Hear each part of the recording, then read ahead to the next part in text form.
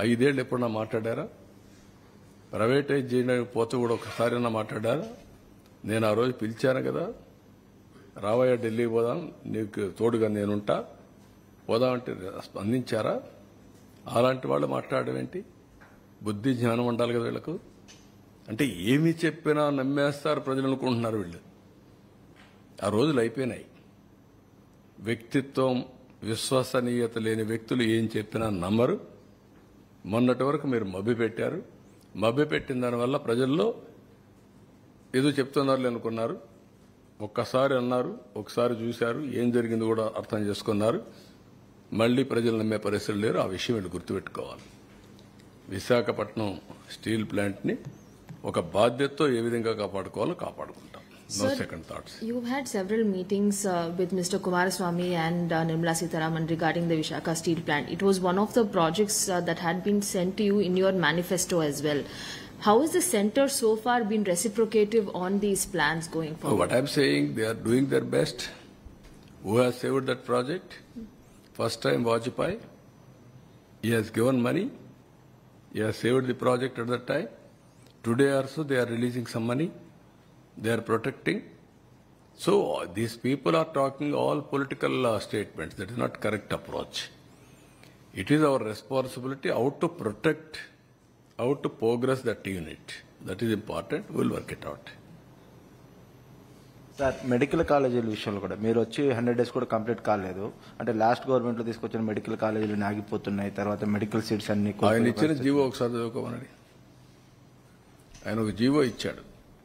ఆయన ముఖాన్ని తగిలిస్తా రాష్ట్రాన్ని తిప్పేదానికి.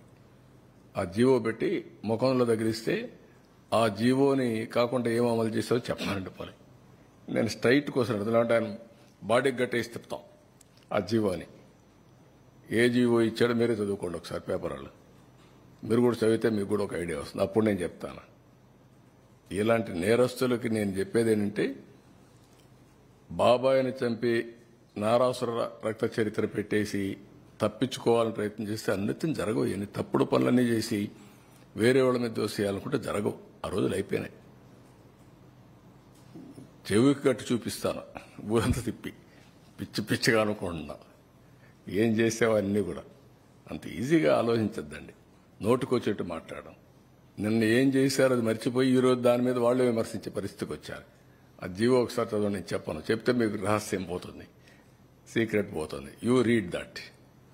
What issued the GO in private colleges, you read that. Then మాట్లాడదు. పబ్లిక్ లోకి పర్టికులర్ గా ప్రభుత్వం మీద ఒక నెగిటివ్ ప్రచారం నేను కాదా, నువ్వు చదువయ్యా, చదువు. నేనని కదా సార్, అంటే ప్రభుత్వం పైన మీరు కష్టకాలంలో క్రైసిస్ నుంచి నేనేమంటానంటే, అంత ఇరిటేట్ అయిపోవాల్సిన పనిలే వీళ్ళ గురించి. ఇరిటేట్ అయిపోతే వచ్చేది కూడా ఏం లేదు. వీళ్ళు చెల్లని కాసులు ఇవే చేస్తారు. నేరస్తులు ఏమంటారు? ఇదే చేస్తూ ఉంటారు. మీరు గుర్తుపెట్టుకోవాల్సింది, ప్రజాహితం కోసం కొంతమంది పనిచేస్తే ప్రజలకు ద్రోహం చేయడానికి కొంతమంది పనిచేస్తూ ఉంటారు. ఇప్పుడు కాదు, కలియుగంలో కాదు, త్రేతాయుగంలో కూడా చూసాం, ద్వాపరయుగంలో కూడా చూసాం. ఆ రోజు కూడా యజ్ఞాలు చేసేవాళ్ళు రాజులు, రాక్షసులు వచ్చి చెడగొట్టేవాళ్ళు. రాక్షసుల మీద పోరాడుతూ యజ్ఞాలు చేసే పరిస్థితి ఇప్పుడంతే. It is a continuous process. Will fight it out. Thank you. బాగుందా?